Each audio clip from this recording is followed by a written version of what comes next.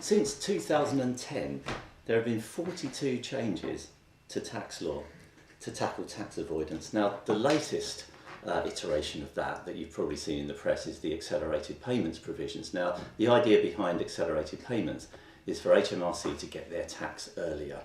Now, to support accelerated payments, the DOAS, Disclosure of Tax Avoidance Schemes, rules need to work effectively. And that's because if you, under the accelerated payments provisions, if you have a scheme that has been successfully litigated against by HMRC, and you have a scheme that's similar to one of those schemes that has been successfully litigated against, the Revenue can issue what they call an accelerated payments notice to you, so that you have to pay the tax up front on the basis that your scheme will also fail. They'll keep that tax and they'll pay it back to you should your scheme be effective, so that should you on appeal win the case, which they say is unlikely. The second provision when they can issue an accelerated payments notice is if you have a scheme that has a DOAS, Disclosure of Tax Avoidance Schemes, reference number, scheme reference number.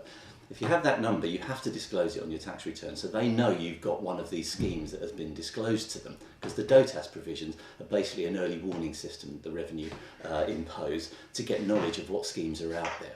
So if you have one of those schemes and they open an inquiry into one of those schemes, then they'll be asking you for the tax up front on the same basis. So they need those provisions to work well to get their tax up front, which is their new drive. So they've issued a new consultation paper called Strengthening the Tax Avoidance Disclosure Regimes. It was issued on the 31st of July and consultations opened until the 23rd of October.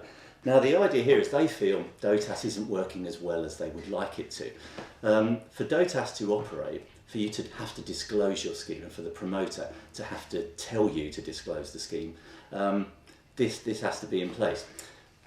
The scheme needs to satisfy conditions which are known as hallmarks, but even if the scheme did satisfy those conditions, if the scheme was in the market and was known to HMRC and was basically being bought before the DOAS hallmarks were put in place, then you're so-called grandfathered through, so you don't have to disclose that scheme. Therefore, the Revenue don't know about it. It's a fairly reasonable provision, saying, look, if we're introducing this new law, anything that was in the market before we introduced it, you don't have to tell us about.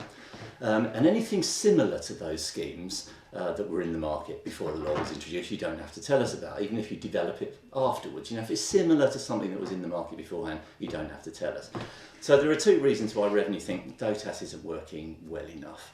The first one is that too many people are not telling them about schemes on the basis that, well, this is quite similar to something that was in force before this law was introduced, so we don't need to tell them. And then they, whether that's right or wrong, the Revenue aren't getting to know about that scheme.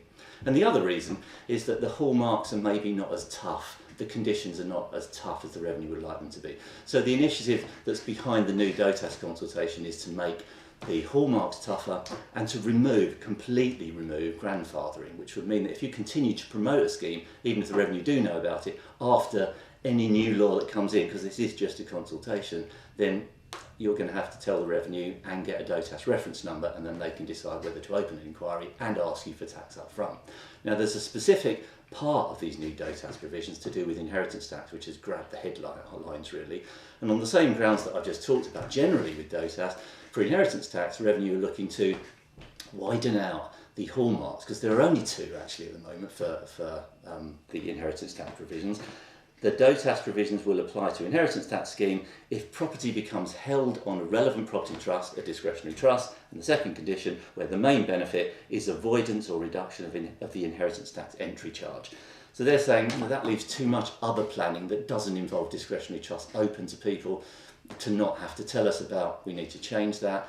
And also the grandfathering provisions, there's too many schemes that are out there that are saying, yeah, they're similar to something that was in place before 2011, although not exactly the sort of schemes that were in place before 2011, so we don't have to tell the Revenue about that either.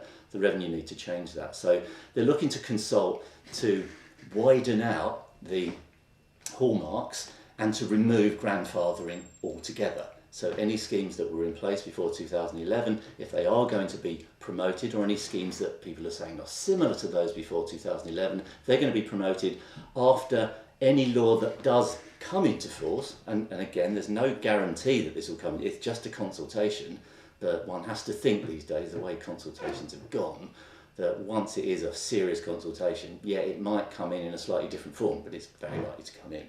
So what the revenue are looking to do in relation to hallmarks, because the grandfathering bit's pretty easy, they're just saying no more grandfathering is our proposal. With the hallmarks, they're looking to catch schemes that are not caught by the current narrow hallmarks, and looking at catching schemes, any schemes that are aimed to reduce the value of one's estate for inheritance tax, or that where their prime function, their main reason for being, is to avoid inheritance tax or lifetime charges and 10-yearly charges, i.e. to avoid inheritance tax generally, not just the entry charge for relevant property trust. So they're definitely looking to widen this. So that would cause a number of people to be a bit worried about, well, that seems to imply you'd have to disclose every scheme to HMRC. And whilst that would seem to be an implication from that part of the proposal, the revenue have been at pains in the consultation document to state that they're looking at a fairly narrowly, they're widening it out from the current rules, but to looking at a narrow application. And I can do no better, I think, than to quote from the consultation document to give that some context. First of all, they say a key element of any change would be to ensure that any new disclosure requirements applicable to inheritance tax remain tightly targeted. That's encouraging. Describe the avoidance which HMRC is interested in and do not catch inheritance tax planning that involves the straightforward use of reliefs and exemptions. Okay, maybe breath of sigh of relief, number one. Second statement I think is relevant. It's just saying, so that the application of DOAS to inheritance tax doesn't pick up on what would be regarded as acceptable tax planning, it's proposed as a further safeguard that only arrangements which an informed observer could reasonably conclude are an IHT avoidance scheme or arrangement would be disclosable. It's another encouraging statement, as is equally arrangements which are permitted by the fundamental structure of inheritance tax would not necessarily have to be disclosed. And finally, penultimately, the government would welcome views on whether this proposed approach would achieve the aim of ensuring that the hallmark is appropriately targeted. So they're starting from a wide base, but seem to have a very clear intent to make sure that these hallmarks are targeted and aimed at the schemes that they have in mind, and not just any inheritance tax planning.